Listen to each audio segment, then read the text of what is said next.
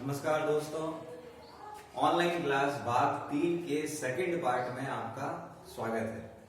इस पार्ट में हम आगे अब कूलाम के नियम से आगे बढ़ रहे हैं और अगला हेडिंग आ रहा है जिसका नाम है विद्युत क्षेत्र। विद्युत क्षेत्र यही हेडिंग जो है वो पार्ट का नाम भी है और अब हम इसके बारे में अब आगे अध्ययन कर रहे हैं। विद्युत क्षेत्र हमने सबसे पहले इसी पार्ट में पढ़ा था आवेश। आवेश जो होता है वो दो प्रकार का होता है, जैसे आपने पढ़ा था प्लस आवेश और माइनस आवेश। ये आवेश जो होते हैं वो दो प्रकार के होते हैं, एक होता है प्लस आवेश, एक होता है माइनस आवेश। प्लस आवेश और माइनस आवेश, इसको धनावेश कहते हैं, इसको ऋणावेश कहते हैं। तो हमने ये बात कही थी कि ये आवेश जो होता है स्थिर है, वहां पे बताया था गुणधर्म में कि ये अगर आवेश स्थिर है तो ये स्थिर आवेश अपने चारों ओर एक क्षेत्र का निर्माण करते हैं। भले ही ये प्लस हो चाहे ये माइनस हो, ये अपने चारों ओर जो है वो एक क्षेत्र का निर्माण करेंगे और इसी क्षेत्र को विद्युत क्षेत्र के नाम से जाना जाएगा। यही जो क्षेत्र इनके चारों ओर बन रहा है, इसी क्षेत्र को विद्युत क्षेत्र कहा जाएगा। इसी क्षेत्र को विद्युत क्षेत्र कहा जाएगा। अगर इसके अंदर दूसरा कोई आवेश जो इससे कम मान का है, अगर कोई दूसरा आवेश भले ही वो प्लस हो चाहे माइनस हो, इस क्षेत्र के अंदर अगर लाया जाए या रख दिया जाए तो वह आवेश अपने ऊपर एक बल का अनुभव करता है, क्योंकि ये आवेश उसके ऊपर बल लगाएगा, या तो उसको प्रतिकर्षित करेगा, अगर समान प्रकृति का है तो प्रतिकर्षित करेगा और अगर असमान प्रकृति का है तो आवेश आकर्षित करेगा। तो इसके ऊपर ये आवेश जो है, परिरक्षण आवेश जो है, जो हम यहाँ पे लेकर आ रहे हैं, ये एक बल का अनुभव करता है। इसी लगने वाले बल को विद्युत क्षेत्र की तीव्रता कहते हैं। विद्युत क्षेत्र की तीव्रता कहते हैं और इसको E से दर्शाया जाता है। यह एक सदिश राशि होती है, इसीलिए इसके ऊपर तीर का निशान भी आता है। तो ये मान लीजिए आवेश है Q और ये आवेश है, परिरक्षण आवेश है Q0। तो इस आवेश के कारण इसके ऊपर बल लग रहा है, ये बल का अनुभव कर रहा है, इसीलिए इसको हम जितने बल का ये अनुभव कर रहा है उसको हम विद्युत क्षेत्र की तीव्रता कहेंगे। और ये विद्युत क्षेत्र की तीव्रता इसके ऊपर लगने वाले बल से पता चलेगी, इसीलिए इसका फॉर्मूला हो जाएगा E बराबर F/Q0। परिभाषा यहां से आ सकती है, एकांक परिरक्षण आवेश पर लगने वाले बल को विद्युत क्षेत्र की तीव्रता कहेंगे। एकांक परिरक्षण आवेश पर लगने वाले बल को विद्युत क्षेत्र की तीव्रता कहेंगे। तो विद्युत क्षेत्र की तीव्रता का सूत्र हो जाएगा E बराबर F/Q0। सदिश रूप में लिखना चाहे तो E सदिश बराबर F सदिश बटा Q0। यहाँ ये Q0 क्या है? ये परिरक्षण आवेश है जो अपने ऊपर बल का अनुभव कर रहा है, वो है परिरक्षण आवेश। सूत्र हो गया E बराबर F/Q0, सदिश रूप में हो गया E सदिश बराबर F सदिश बटा Q0। ये इनके सूत्र हो गए। जब विद्युत क्षेत्र की तीव्रता का सूत्र अगर ये हो गया है तो इसका मात्रक क्या होगा? तो मात्रक जो हो जाएगा वो होगा, सूत्र है E बराबर F/Q0। F का मात्रक, बल का मात्रक न्यूटन और इसका आवेश का मतलब या न्यूटन और आवेश का मात्रक क्या होता है? कूलाम। तो हम ये लिख सकते हैं E का मात्रक क्या हो जाएगा? न्यूटन बटा कूलाम। एक इसका अन्य मात्रक भी होता है, वो होता है वोल्ट बटा मीटर। विद्युत क्षेत्र की तीव्रता का एक अन्य मात्रक भी होता है, वो हो जाएगा वोल्ट बटा मीटर। यूं सूत्र से मात्रक हो रहा है न्यूटन बटा कूलाम और अन्य मात्रक हो जाएगा वोल्ट बटे मीटर। ये इसके दो मात्रक आपको याद रखना है। इसी मात्रकों से अब हम विमा भी निकाल सकते हैं। तो इसकी विमा क्या हो सकती है? सूत्र से भी निकाल सकते हैं आप। तो विमा E की, F की विमा क्या होती है? M1 L1 T-2 और Q की विमा A1 T1। तो इनको ऊपर ले लीजिए। तो E की विमा क्या हो जाएगी?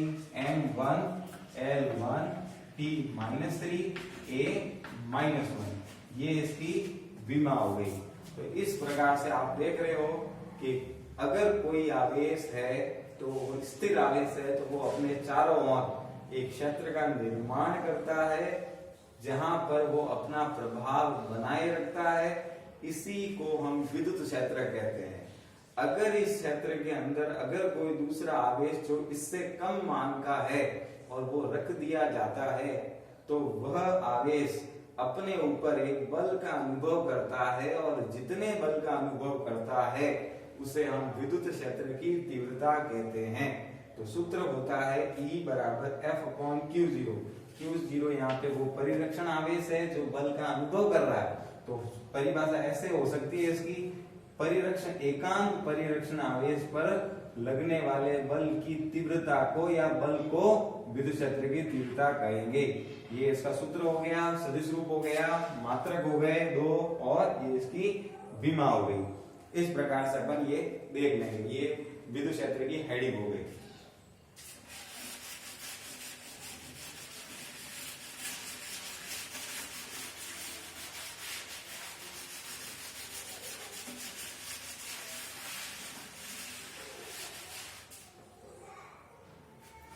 विद्युत क्षेत्र जो होता है वो आवेशों के कारण उत्पन्न हो गया। जैसे ये प्लस आवेश है, तो प्लस आवेश के कारण जो लगने वाला जो बल होगा वो उसकी दिशा, और विद्युत क्षेत्र की जो दिशा होगी वो दोनों ही दिशाएं जो होगी वो क्या होगी, एक दूसरे के समान होगी।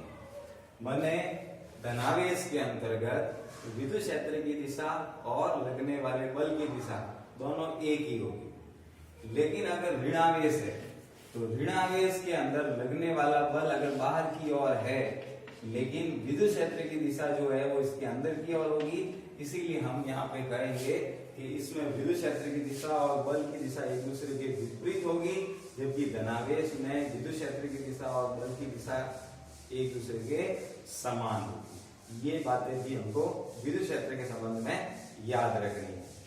अब इसमें अगला हेडिंग है विद्युत क्षेत्र में ही किसी बिंदु आवेश के कारण विद्युत क्षेत्र की तीव्रता। तो अगला हेडिंग है किसी बिंदु आवेश के कारण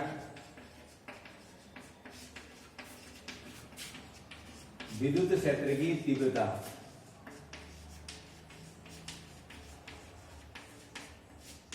एक बिंदु आवेश जो होता है उसके कारण विद्युत क्षेत्र की तीव्रता कितनी होती है वो हम देखते हैं। जैसे मान लीजिए एक बिंदु आवेश है Q, इससे R दूरी पर इसी के विद्युत क्षेत्र में एक परिरक्षण आवेश पड़ा है Q0, तो हमें इसके ऊपर विद्युत क्षेत्र की तीव्रता ज्ञात करनी है।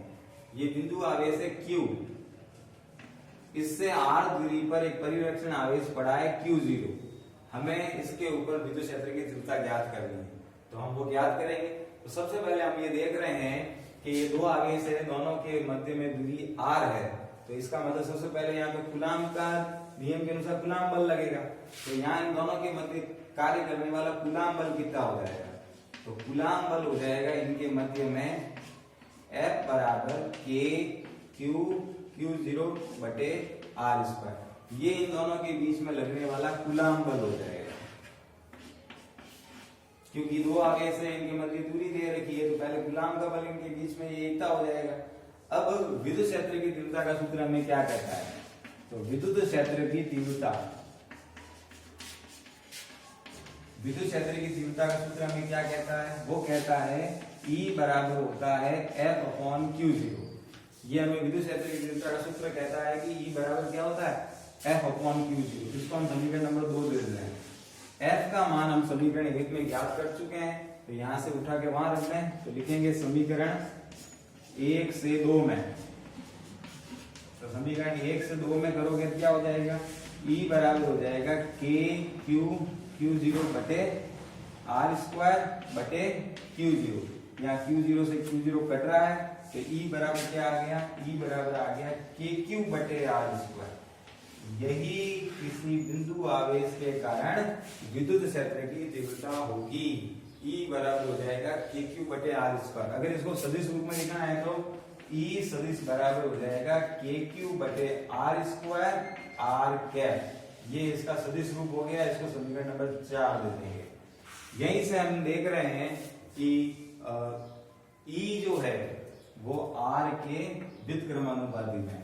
व्युत्क्रमानुपाती का मतलब ये होता है कि जब ई का मान बढ़ेगा तो आर का घटेगा, आर का बढ़ेगा तो ई का घटेगा। इसीलिए अगर हम ई और आर के मध्य ग्राफ खींचें, एक तरफ आप ई ले लो, एक तरफ आप आर ले लो, तो वो ग्राफ जो है वो वक्रीय ग्राफ आएगा। तो इस प्रकार से ये दोनों जो है सूत्र, विद्युत क्षेत्र की तीव्रता किसी बिंदु आवेश के कारण जो होगी उसके सूत्र होंगे। तो आज की कक्षा में हम इतना ही पढ़ेंगे। हमने आज की कक्षा में सबसे पहले कूलाम के नियम को आगे बढ़ाया, कूलाम का नियम का सदिश निरूपण किया, फिर किसी निकाय में एक आवेश होता है, उस आवेश पे लगने वाले बल को हमने ज्ञात किया अध्यारोपण के सिद्धांत से और उसके डेरिवेशन को किया। फिर हमने उसके बाद में विद्युत क्षेत्र और उसकी तीव्रता के लिए सूत्र निकाला और एक डेरिवेशन इसके ऊपर बिंदु आवेश के कारण विद्युत क्षेत्र की तीव्रता क्या होती है वो हमने ज्ञात की। इतना हमने सब कुछ किया है। अगर आप चाहें तो बोर्ड पे जो लिख रहा हूं मैं वो आप लिख सकते हैं रफ कॉपी के अंदर। बाकी इस पूरे पार्ट के नोट्स में पार्ट खत्म होते ही अवेलेबल करवा दूंगा। यहाँ पर हमारा आधा पार्ट लगभग हो गया है। अगली 2 क्लासों में ये पार्ट जो पहला पार्ट है, प्रथम यूनिट का जो पहला पार्ट है वो अगली 2 क्लासों में पूरा हो जाएगा। धन्यवाद।